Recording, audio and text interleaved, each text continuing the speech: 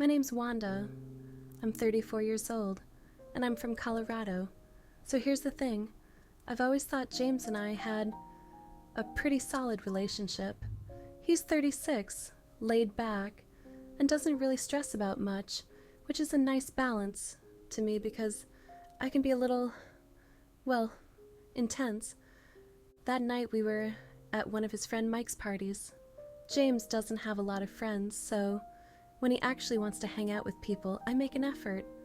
I figured we'd go, have a few drinks, and leave after a couple of hours. It started off normal.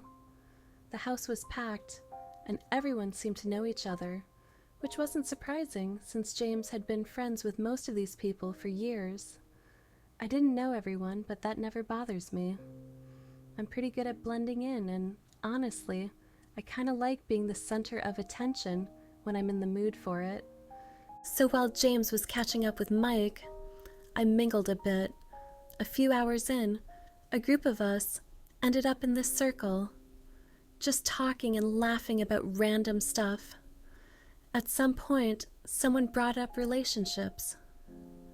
How much do you trust your partner to have your back if things went sideways? It was all hypothetical, of course, but the question made me smirk. I looked at James, who was sitting next to me, quiet as usual. And before I even thought about it, I said something like, "Oh, I know James wouldn't be able to protect me. I mean, look at him." It got a laugh, a big one, and I felt that little rush you get when you know you've said something funny. So I kept going. I teased him about how he doesn't work out, how he can barely open jars sometimes, and threw in a joke about how we'd both be victims if someone tried to mug us, because he'd just freeze up. People were dying laughing. Even Mike made a joke about James skipping leg day. Like it turned into this whole thing. James didn't say anything though. He just kind of sat there with this weird half smile, like he didn't want to make it awkward. But I could tell he wasn't laughing. So of course, instead of stopping, I doubled down. I pointed at his arms and said something like, "Seriously though, he's got arms like a sixth grader. No offense, babe." People lost it again. I mean, it was funny, right? And it's not like I was saying anything that wasn't true. But then out of nowhere, James stood up, just like that. Stood up, grabbed his jacket, and walked out of the room. No explanation. Nothing. At first, I thought he was just going to the bathroom or needed some air. But when he didn't come back after a couple of minutes, I realized he was gone. Like, gone. The mood in the room shifted immediately. People stopped laughing, and there was this awkward silence. Mike looked at me and was like, "You okay?" That was kind of harsh, which threw me off because in my head it was just a joke. A joke. We've teased each other before. It's not like I broke some unspoken rule or something. Still, I tried to play it off. I shrugged and said, "He's probably just tired or whatever. He's fine." But inside I was annoyed. Like, what was his problem? It's not like I was lying, and it's not like anyone there was going to think less of him. If anything, I thought I'd make him look good, for being able to laugh at himself. I stayed at the party for a little while longer, but it wasn't the same. People were polite, but the vibe was off, and I felt this weird mix of irritation and embarrassment. Finally, I said my goodbyes and called an Uber. When I got home, James was in bed, pretending to be asleep. I didn't say anything to him. I figured he'd get over it by morning. But the next day, things were different. He barely spoke to me. When he did, it was short and clipped, like he couldn't be bothered. I asked him what his deal was, and he just looked at me and said, "You humiliated me in front of my friends." That caught me off guard because, again, I didn't think it was that serious. I told him, "It was a joke, James. Don't be so sensitive." He didn't respond. Instead, he just walked out of the room. And that's when I realized he wasn't going to let this go. When I woke up the next morning, James was already up, sitting at the kitchen table with his coffee. He didn't look up when I walked in, which immediately irritated me. I mean, fine. He was upset last night, but the silent treatment thing wasn't going to work for me. "Morning," I said, pouring myself a cup of coffee. No response. He just kept scrolling on his phone like I wasn't even there. "Okay, are we seriously doing this?" I asked, sitting down across from him. "Because if we are, let's just get it over with." He set his phone down and finally looked at me. "Why would you think it's okay to humiliate me like that in front of my friends?" His voice wasn't loud, but it was sharp. "Oh my God, James. Are you still on this?" "It was a joke," I said, rolling my eyes.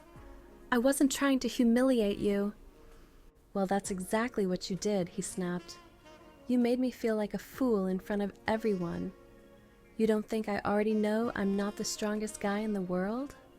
You didn't need to put it on display like that." I leaned back in my chair, crossing my arms. "Okay, but you left me there, James, alone. You're mad about a joke, but you thought it was fine to just walk out and leave your wife at your friend's house. How is that okay?"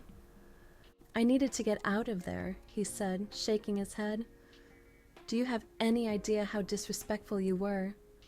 You don't talk about your husband like that, Wanda, especially not in front of other people.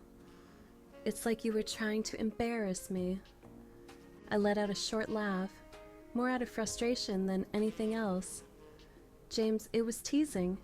Everyone was laughing. It's not like I stood up and gave a speech about how you're a failure. And honestly, walking out like that didn't exactly prove me wrong. You left me there to Uber home like some random person. What kind of man does that?" His face turned red, and I could see him clenching his jaw. "You don't get it, do you?" he said, his voice louder now. "You don't respect me. If you did, you wouldn't have said half the stuff you did last night. You wouldn't have kept going when you saw how uncomfortable I was." I threw up my hands. "Of course. I respect you, James, but you didn't exactly act respectable last night, did you? A grown man doesn't just storm out and leave his wife behind because he's upset over a joke. You could have pulled me aside and said something. Instead, you bailed, and now you want to lecture me about respect?" He stared at me for a long moment, and I could tell he was processing what I said. Finally, he sighed and ran a hand through his hair. "You're right," he muttered. "I shouldn't have left you there. That wasn't okay." I raised an eyebrow, surprised he was actually admitting it. "Yeah, that's what I thought," I said, leaning forward. "So maybe next time, don't overreact to make things worse. If you had just talked to me, we wouldn't even be having this conversation." He didn't say anything for a second, just looked down at his coffee. "I just wish you'd think about how what you say affects me," he said quietly. "I'm not asking you to change who you are. Just think about it." I shrugged, not wanting to push it further now that he'd apologized. "Sure, I'll think about it. But you also need to think about how you handle things. Deal?" He nodded, though he still looked annoyed. I could tell this wasn't over for him, but for me, as far as I was concerned, the matter was settled. After our conversation, I felt pretty good. James apologized, which meant I'd won the argument. And as far as I was concerned, that was that. Sure, he still seemed a little off, but he'd get over it. He always did. That's how our relationship worked. He'd get upset about something, I'd hold my ground, and eventually, he'd come around. I didn't even have to think about it anymore. James wasn't exactly the take charge type. I'd always been the one who kept things moving in our relationship. Whether it was making plans, handling finances, or deciding what to watch on TV, he didn't mind. If anything, I think he liked it that way. It's not like he ever fought me on it.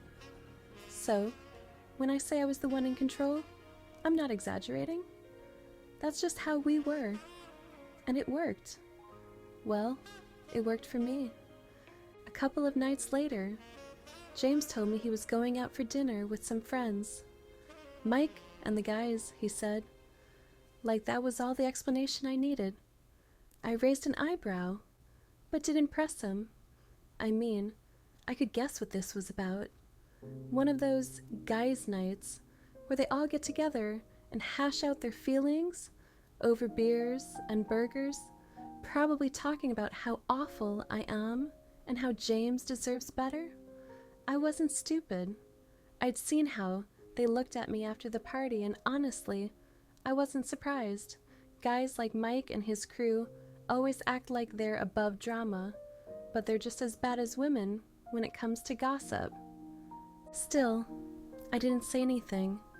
If James needed to vent to them, whatever, let him. He'd come home, and we'd go back to normal. But when he came back that night, something was different. It wasn't anything dramatic. He wasn't storming in with accusations or anything like that. It was more subtle. He was quieter than usual, like he was lost in thought. And when I asked him how dinner was, he just shrugged and said it was fine. Just fine, I teased, trying to lighten the mood. What? Did Mike overcook the steak or something? He gave me this small, almost forced smile and said, "No, the food was good. Just had a lot on my mind."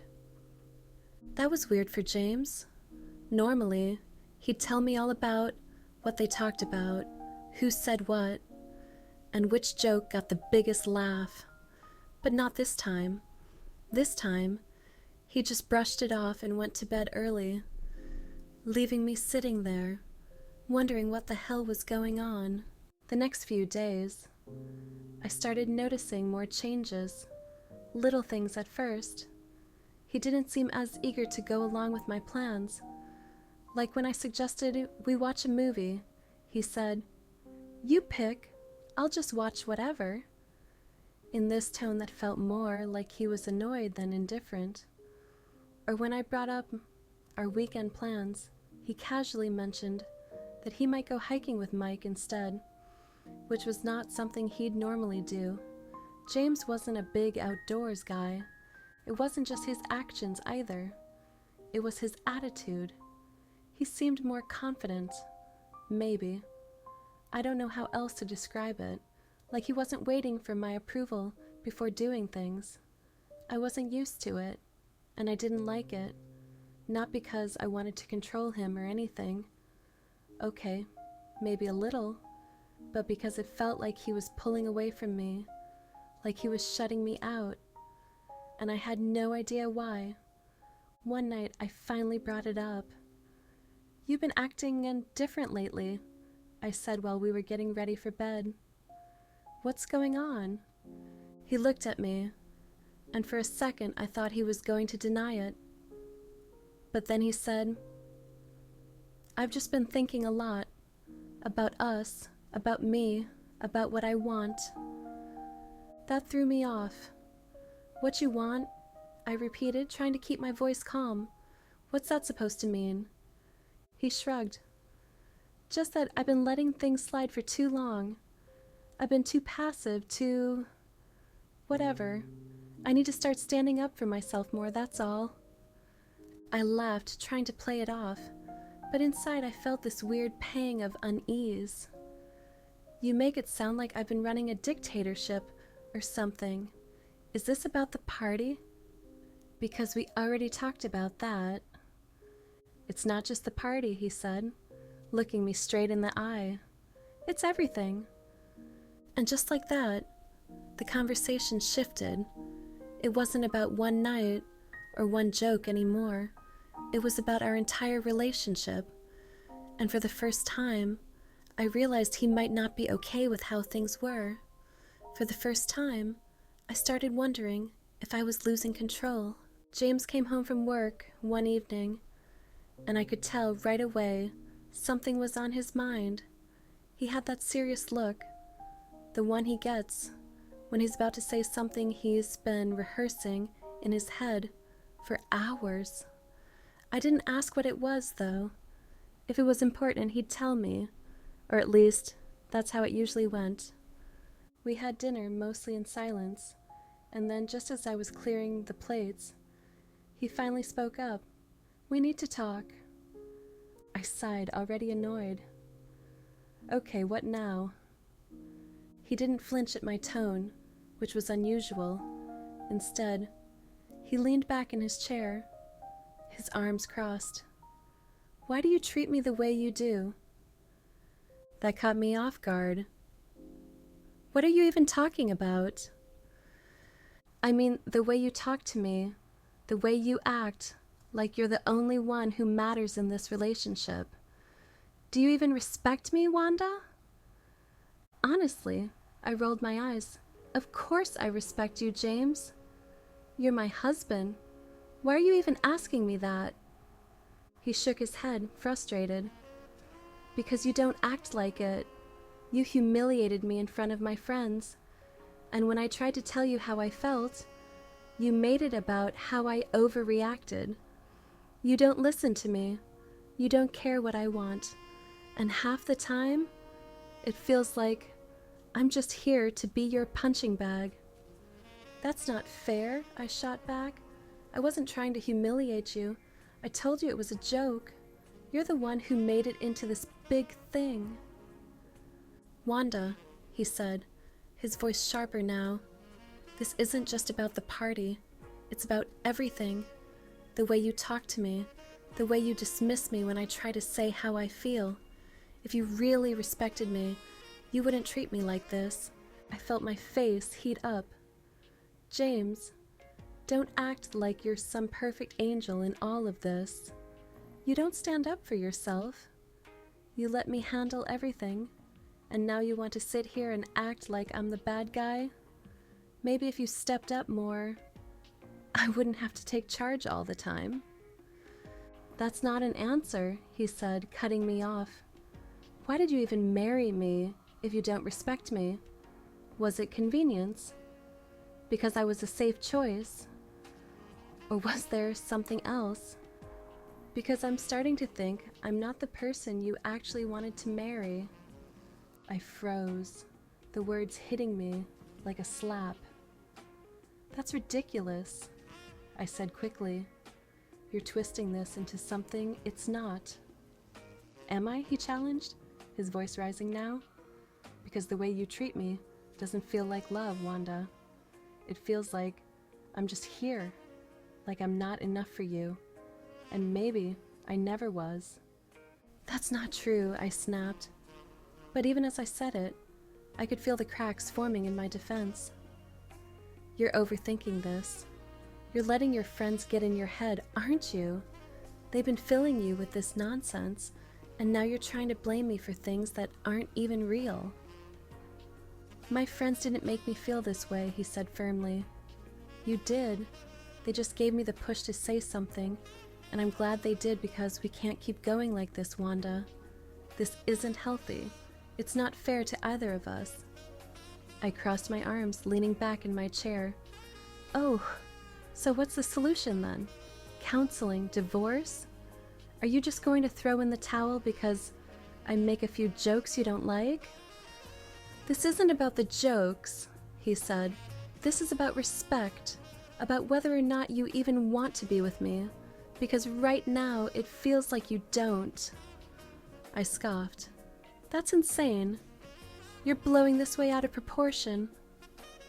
"No," he said, his voice steady now.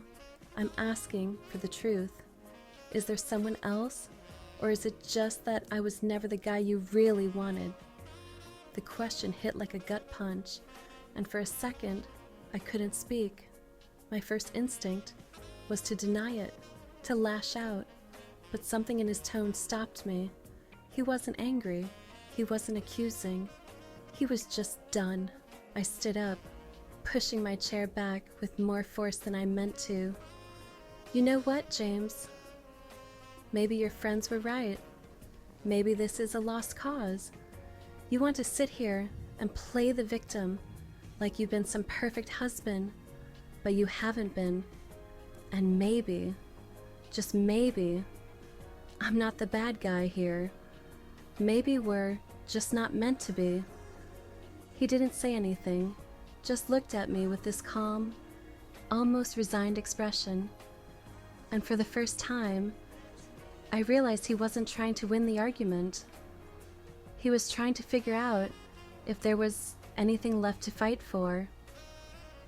What do you want to do? He asked quietly. Because I can't keep doing this, Wanda. We either fix it or we walk away. I didn't have an answer.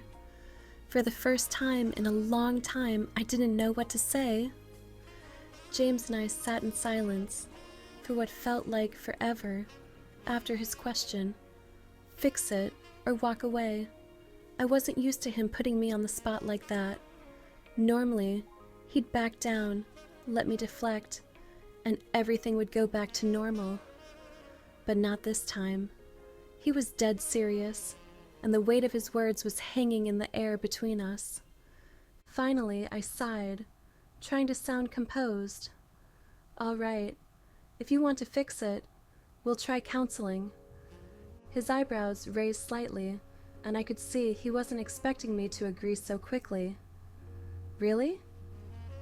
Yes, I said, leaning forward and clasping my hands together like I was being sincere. I don't want to throw this marriage away. If you think counseling will help, then let's do it. It wasn't a total lie.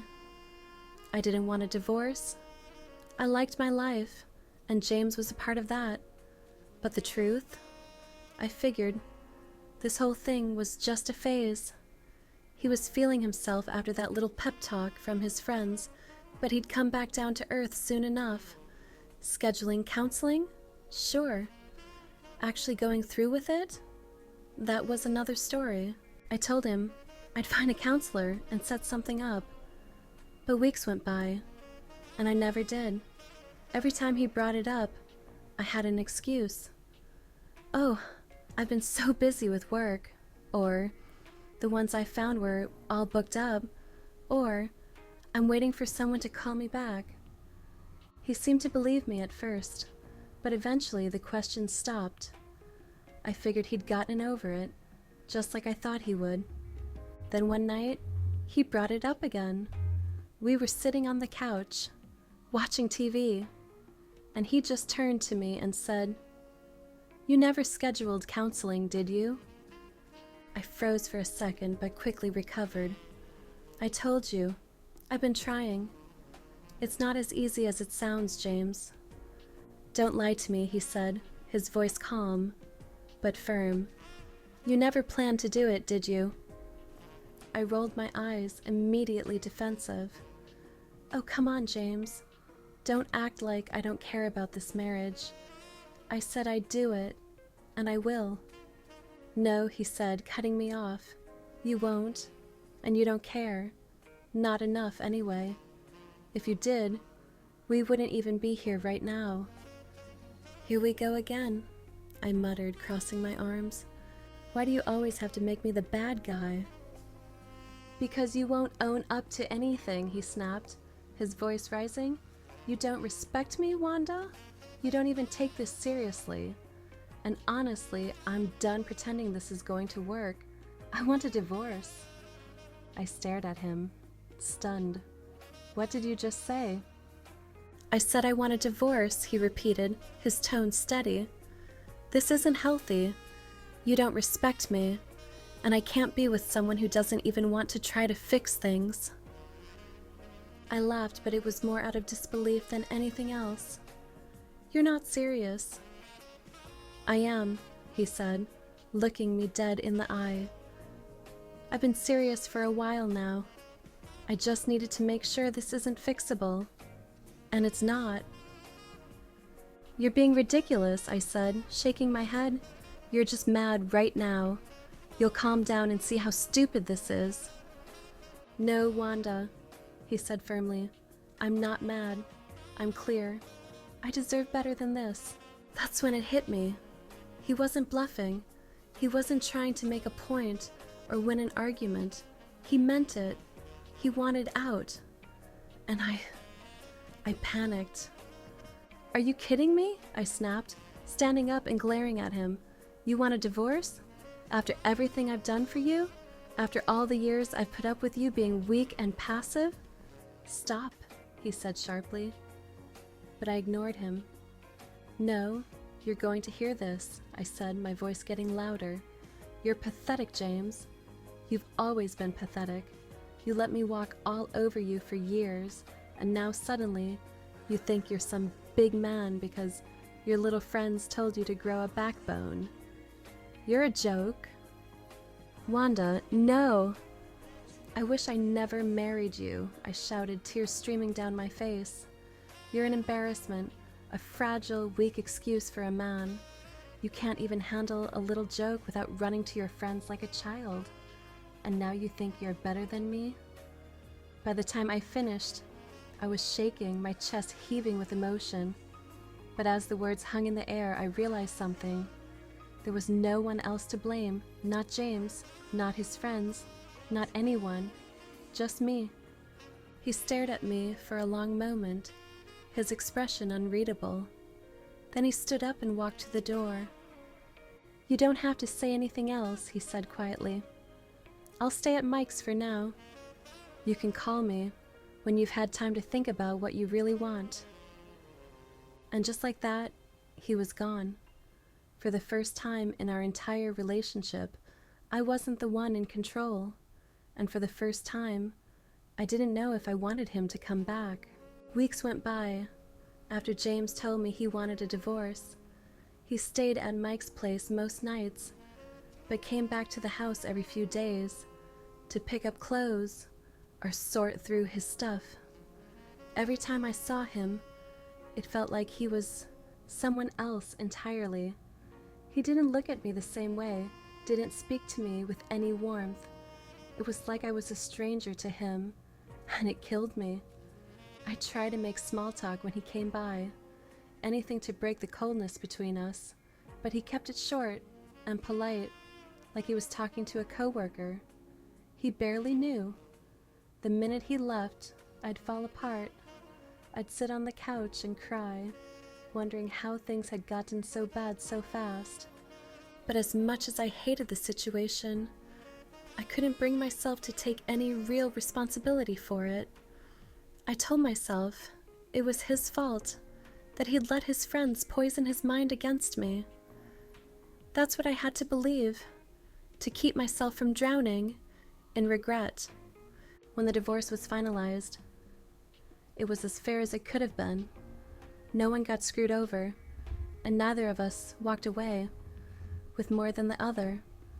I kept the house, he kept the car, and we split the savings evenly. But it didn't feel like a win. It felt like losing a part of myself that I couldn't get back. After the papers were signed, James stopped coming around altogether. I'd see updates on his Facebook page every now and then, pictures of him smiling with Mike and the guys, or hiking in places I didn't even know he liked. He looked happy, free even, and the comments from his friends made it clear that they were fully on his side. People I thought were our friends stopped reaching out to me entirely. No more invites to parties, no more texts to check in. It was like I'd been cut out of the group completely. At first, I was angry. How could they all turn on me like that? But deep down, I knew why. They weren't my friends. They were his. And they didn't like me. Maybe they never had. 3 months after the divorce, The silence from everyone else didn't bother me as much as James's happiness did. Every time I saw him post a picture or update, it was another reminder that he was better off without me. That stung more than anything. I wanted to believe he was just putting on a show, but the smile in his photos didn't look fake. He looked strong, different, like the man I used to wish he'd be. But it was too late for it to matter. I tried to distract myself, to move on, but nothing felt right. Dating apps were a joke. The guys I met were either weird, broke, or looking for something I wasn't. I didn't even know what I wanted anymore. All I knew was that I didn't want to end up alone. But with every passing week, that possibility started to feel more real.